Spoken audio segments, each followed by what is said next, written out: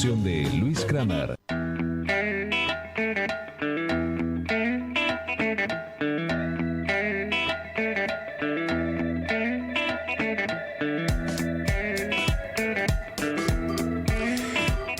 Hola, ¿qué tal? ¿Cómo están ustedes? Buenas tardes, bienvenidos a una nueva edición de Cinefilia. Como todos los sábados, los saluda Luis Kramer y hoy me acompaña en la operación técnica Manuel Ceronero. Hola Manuel, ¿cómo estás?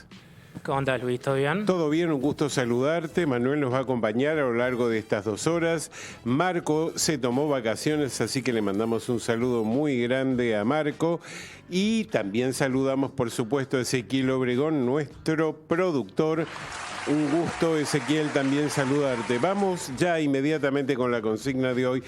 Queremos saber, hoy tenemos como siempre entradas de la plataforma Comunidad Cinéfila para elegir la mejor película para este fin de semana y para ello deberán contestar la consigna de hoy hablando de la película Tenet, uno de los estrenos de esta semana, de este último jueves, que recordamos han reabierto las salas. Y a propósito de Christopher Nolan, les preguntamos el nombre del segundo largo de este director, que es del año 2000, es una película por la cual Nolan surgió al reconocimiento internacional con esta tan interesante película de una sola palabra. La respuesta, además, a las redes, en principio, a nuestro correo a radiocinefilia@hotmail.com o en las redes radio-cinefilia en Twitter, Cinefilia Radio en Facebook y @radiocinefilia en Instagram.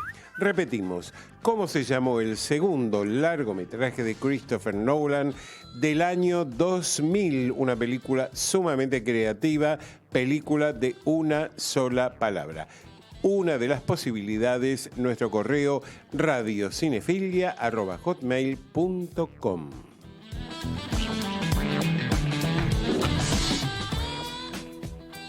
A partir de esta semana y por la plataforma Flow, ha sido lanzada una película que tuvo su paso por el Festival de Mar del Plata, entre otros festivales, allá por noviembre del año pasado. Me refiero a la película Nosotros Nunca Moriremos, de Eduardo Crespo. Y para poder hablar sobre esta película están justamente con nosotros, conectados a través de la línea de WhatsApp, su director Eduardo Crespo, su protagonista Romina Escobar. Hola Eduardo, hola Romina, ¿cómo están? Aquí Luis Kramer los saluda. Hola Luis, ¿cómo estás? Hola a todos los oyentes. Hola Eduardo, un gusto saludarte. Hola Romina. Hola Luis, ¿cómo va? Hola a todos por ahí, a todos los que están escuchando, buenas tardes. Bueno, buenas tardes, bienvenidos a los dos a Cinefilia. Y bueno, es un gusto enterarnos de que esta película en principio ha sido lanzada a través de la plataforma Flow. Contanos Eduardo, ¿cómo fue esto?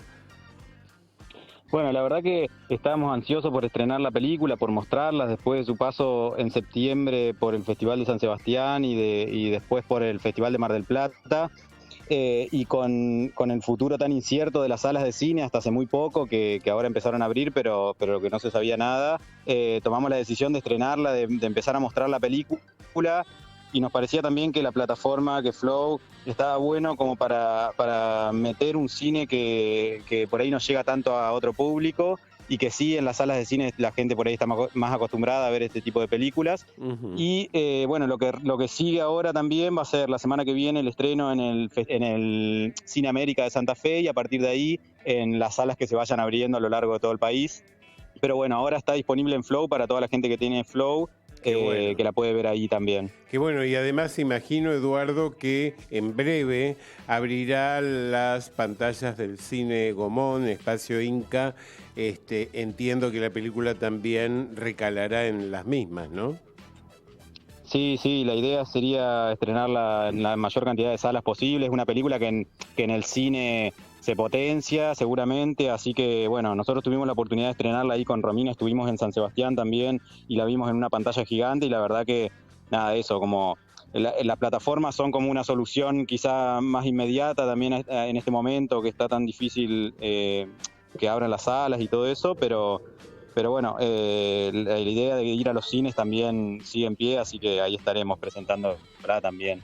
Bueno, y ya yendo directamente hacia el fondo de la película, hacia su contenido, recuerdo un documental tuyo, Eduardo, que se llamó justamente Crespo también, como tu apellido, como el pueblo, y de alguna manera siento y entiendo que esta película dialoga con la anterior. ¿Qué opinas de eso? Sí, tiene que ver con alguna búsqueda que yo estaba haciendo en el documental y que tenía ganas de traspasar a la ficción con esta idea de los tiempos, de cómo contar de repente la idea que uno tiene del tiempo cuando está en un proceso de duelo y de cómo eso se va desarmando y se va haciendo el tiempo, el presente, el pasado se va mezclando y se va haciendo uno solo. Y bueno, creo que tiene que ver con eso, lo trabajamos también con Lorena Moriconi, que es la montajista de las dos películas también. Y bueno, la idea era eso, tratar de encontrar una película que dialogue con eso, con el dolor, con el silencio, con un poco con cómo narran los paisajes de los pueblos del interior y cómo vive también la gente en estos pueblos y cómo, cómo se relacionan también, cómo son los vínculos de esta gente. Y por eso me interesaba también esto de esta madre que interpreta a Romina, que es un poco la conectora de la película, que deja de lado un poco su dolor del sufrimiento más grande, que es la pérdida de un hijo quizás, y se entrega un poco al resto de los habitantes del pueblo que están ahí como boyando en esa especie de limbo, y medio como los abraza y los ampara esta madre que está ahí también media perdida. Qué interesante, Eduardo, la elección de Romina para este personaje. ¿Cómo se te ocurrió?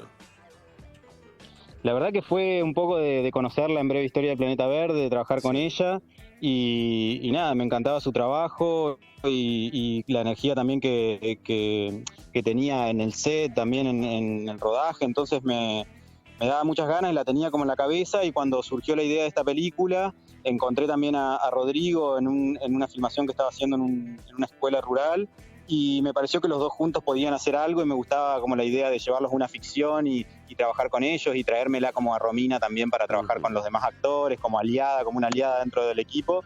Así que se lo propuse y bueno, ahora ella te puede contar después de eso qué pasó.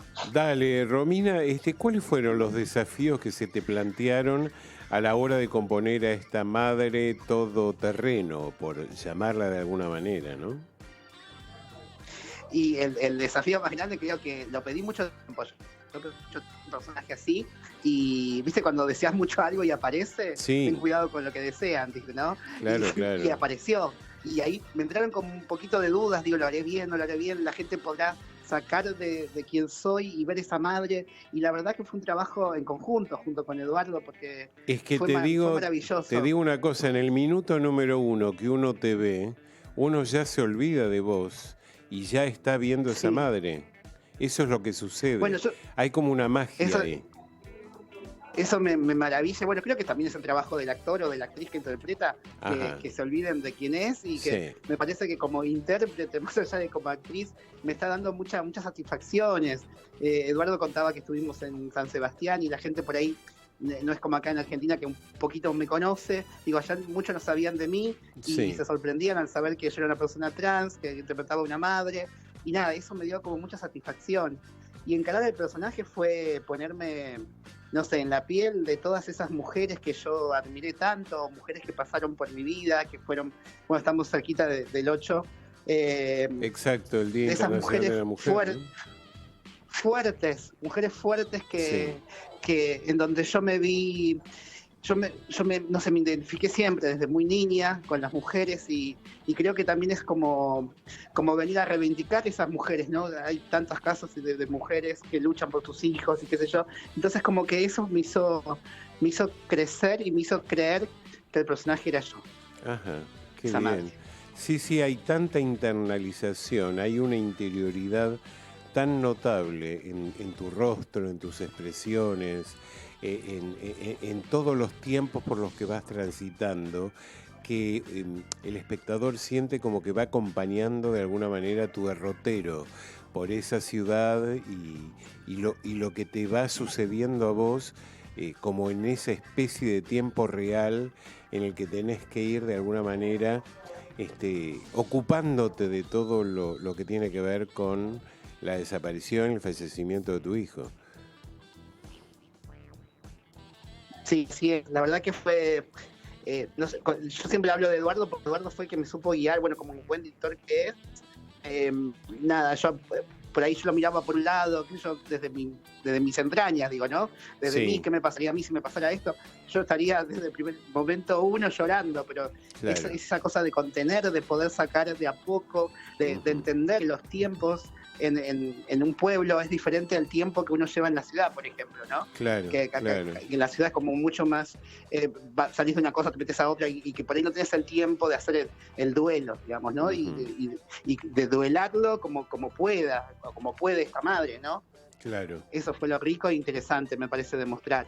Y Eduardo, bueno, esta elección, como decías vos bien antes, ¿no? Junto con Lorena Moriconi y también de alguna manera con la directora de fotografía, con Inés Duacastela, de estos paisajes abiertos que de alguna manera también acompañan el duelo de sus protagonistas, ¿no? Sí, me interesaba algo que venía como dejando de lado hace mucho tiempo por cuestiones de producción, de filmar el paisaje de Entre Ríos de una manera que realmente cuente y que realmente narre.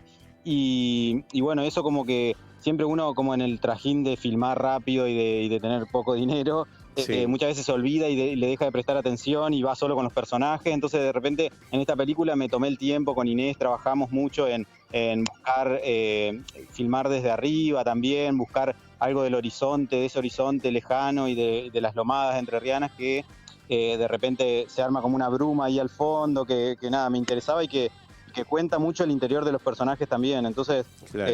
la película tiene un poco de esa búsqueda y nada, me interesaba también esta idea de desolación total que hay en ese pueblo, un pueblo un poco inventado también, porque no Sí. es Crespo, digamos, sino que es como si fuera una especie de limbo, como decía antes, como si fuera un limbo donde están flotando Claro. todos estos personajes que quedaron a la deriva después de la muerte del chico este. Claro, y decime, Eduardo, ¿por qué tu elección del narrar en distintos tiempos y todos ellos simultáneos en una misma acción, donde confluyen de alguna manera el presente con el pasado, se mixturan, se fusionan, se van construyendo unos a otros?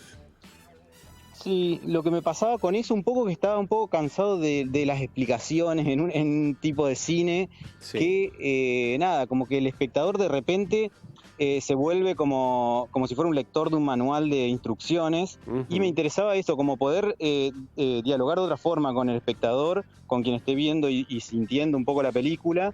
Y yo creo que uno, a medida que avanza la película, no necesita que le digan esto es del pasado, esto es del presente, esto pasó tal día o tal otro, sino que uno se va metiendo en la película y va entendiendo todo, digamos, como nos pasa en la vida, que uno no le están marcando cada cosa que hace, qué significa, digamos. Entonces, ¿Y sabes una cosa? Un poco me arriesgué a eso, claro. digamos, también, porque sé que eso después cuesta de que la película sea leída en otros lugares, claro, también. Entonces, como, bueno, también es un poco la apuesta de la película. Claro, no, y me quedé pensando que esto es como nos pasa en los duelos, que vivimos un momentito en el ahora, en el aquí, en el ahora, y a los 2 segundos recordamos escenas muy vívidas del pasado y de esa persona para volver nuevamente al presente y así sucesivamente. Entonces, de alguna manera, la película va como recreando esas sensaciones internas.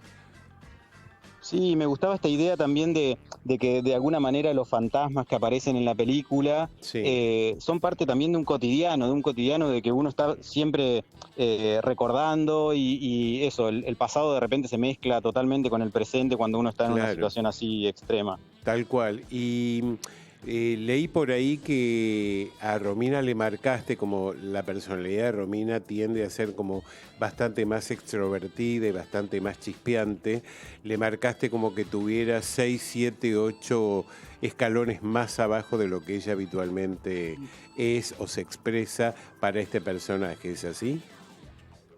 Sí, con Romina hicimos un trabajo increíble, con Victoria Luchino también, que es la vestuarista, que trabajamos mucho en su personaje, en traerlo como a esa madre, en cómo se vestía, cómo se paraba, cómo eso, cómo se encontraba con los otros personajes también, que tienen como un tono, que ya están como acá en el pueblo también, que son chicos y chicas de acá de Entre Ríos, entonces como que tienen una nota más abajo, y me gustaba eso, que Romina se tuvo que adaptar y se adaptó de una forma espectacular y finalmente terminó ayudándome a mí también a trabajar con el resto del elenco, entonces estuvo buenísimo el trabajo que hicimos y la verdad que fue como un rodaje muy disfrutable, cosa que yo venía de experiencias no tan lindas en los rodajes, de otros rodajes, y me pareció como que dije, bueno, voy a apostar todo a que disfrutemos de un rodaje y que yo creo que eso va a traspasar a la pantalla un poco. Claro. Y creo que está bueno eso también, poder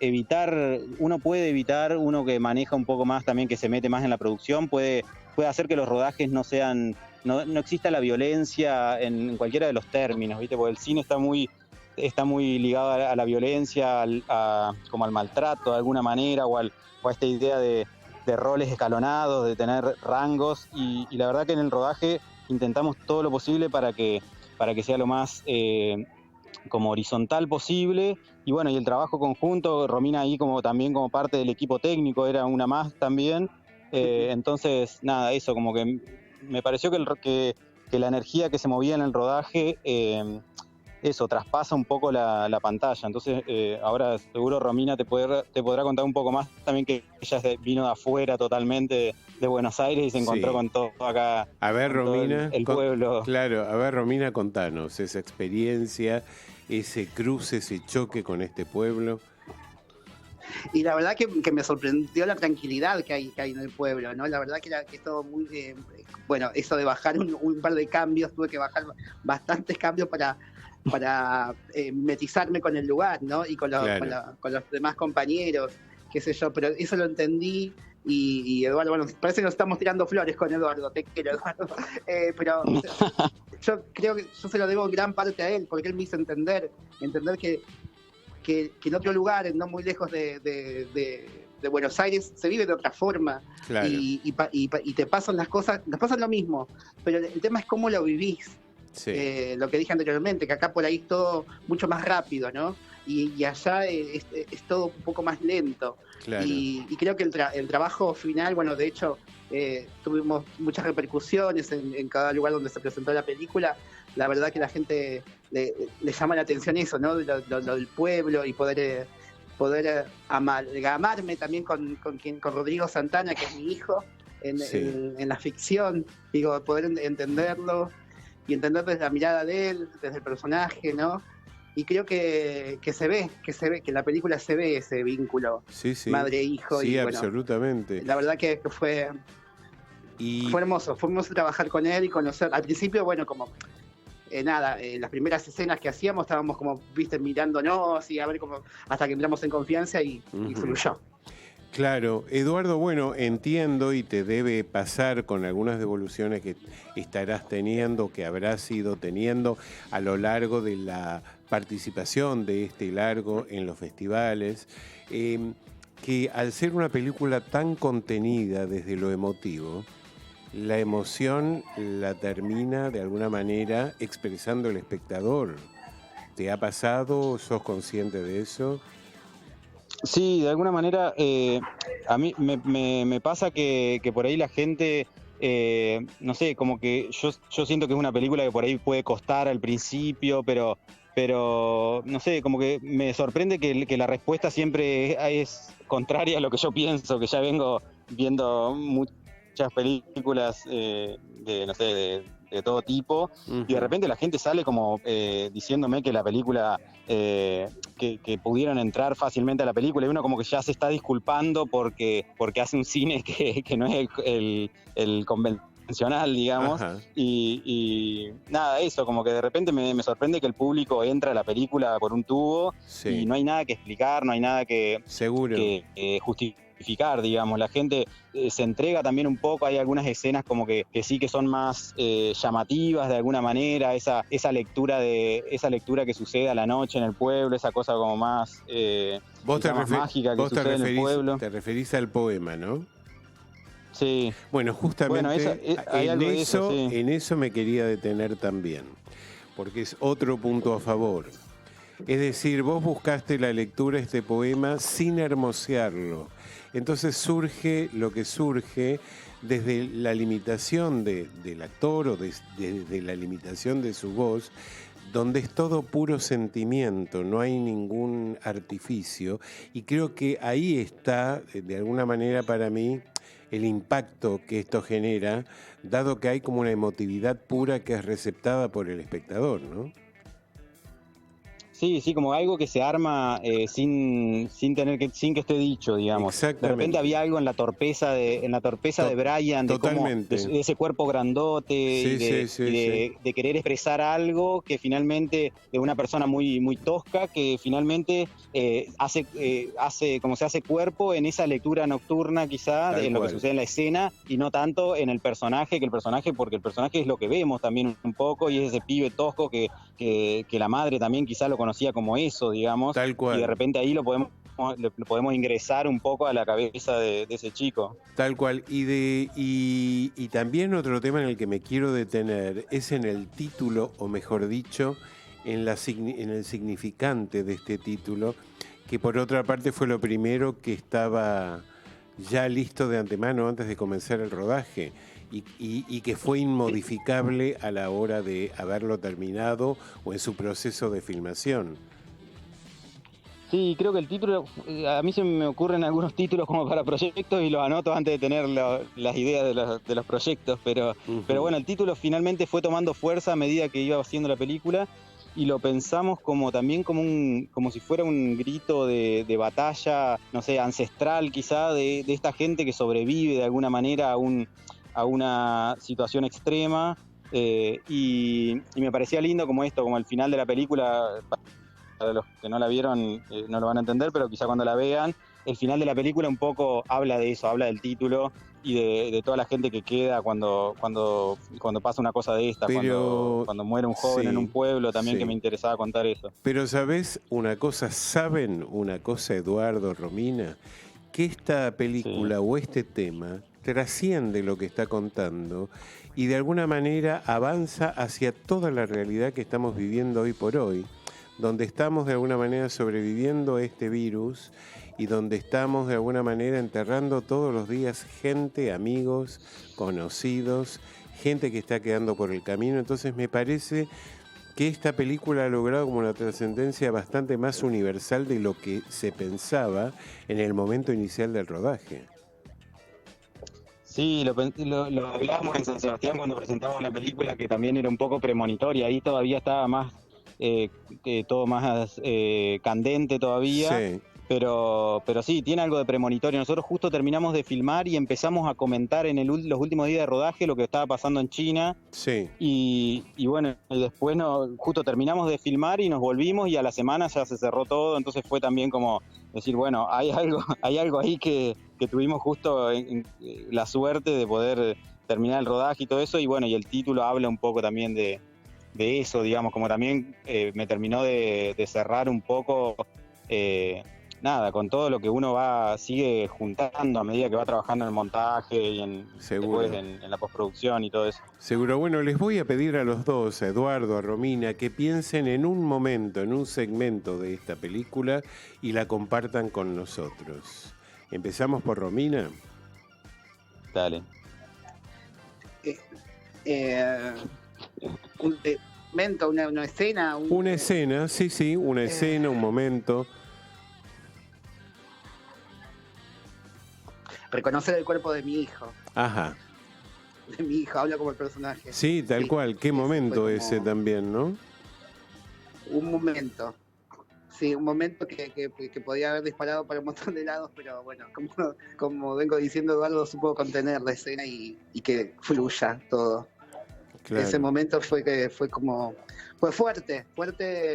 Estábamos, bueno, no sé contar, pero estábamos literal en un lugar rodeado de cajones y como nada, y lo que decías vos, que mucha gente que se va, y es como, viste, la cabeza a veces sé que tengo que estar concentrada en lo que voy a hacer, pero bueno, claro, se iba para otros lados y el sentimiento, ¿no? Sí, sí. Y Eduardo, ¿vos qué momento, qué escena elegís? la vez pasada cuando hablamos había elegido una de Romina cuando reconoce el cuerpo y había elegido esa escena, pero ahora creo que elijo esta de la noche, la lectura del poema de Nocturno ahí, qué lindo momento. Que es una escena que encontramos un poco ahí también y que me hizo como poder meterme en la vida de los bomberos también, que era algo que me interesaba mucho, mostrar a ese grupo de gente también que se acompaña en el pueblo y que de repente son gente que voluntariamente está al servicio del pueblo y que muchas veces no se los ve, digamos. Claro. Y me gustaba la idea de poder prestarle atención a esa gente y tenerlos ahí como en primer plano en la pantalla. Decime una cosa, Eduardo, ¿quién escribió ese poema? El poema está escrito con Santiago Loza, que es co-guionista de la película, y bueno, co-guionista también Lionel. Sí, claro. Cada palabra de ese poema vale oro, porque es un poco surge la idea de este chico que el actor real, Brian, escribe, es un chico de acá que vive en una aldea en Entre Ríos y que escribe sagas sobre cosas mitológicas. Entonces escribe grandes libros de sagas y me parecía como maravilloso ese mundo de repente en una aldea, en un campo, en Entre Ríos. Entonces, seguro. Y que finalmente tiene que ver con todo lo que pasó al año siguiente, un poco el poema también, sin quererlo. Claro, así bueno. Que... ¿Dónde se puede ver entonces, como anticipamos, en Flow, ¿no es cierto? Contanos un poquito. Sí, está disponible en la plataforma Flow para todos los que tienen Flow de Cablevisión y luego se va a estar estrenando en las salas del país a medida que vayan abriendo. El jueves próximo se va a estar estrenando en Santa Fe, en el Cine América, que es un cine mítico de la ciudad de Santa Fe y que renovó su sala y ahora se ve espectacular. Hoy estuve probando la película ahí, así que nada, eso, esperamos que la gente pueda ir a verla también ahí. Bueno, chicos, les agradezco mucho vuestro paso por Cinefilia. Gracias, Eduardo, gracias, Romina. Mucha suerte con la película y hasta cualquier momento. Hasta luego, muchas gracias a ustedes. Por favor, un placer. Chao, Luis. Chao, un abrazo grande a todos. Abrazo fuerte. Gracias. Hasta luego, adiós. Besos. Besos, fue la palabra de Eduardo Crespo, director de Nosotros Nunca Moriremos, y de Romina Escobar, su protagonista. Y ahora sí vamos directo al tema número 1 de hoy, que corresponde, ya empezamos con los temas de películas, porque han vuelto las películas a las salas, así que comenzamos por la película Tenet, con un tema, una canción creada exclusivamente para este film, que es The Plan, interpretada por Travis Scott. Aquí lo escuchamos.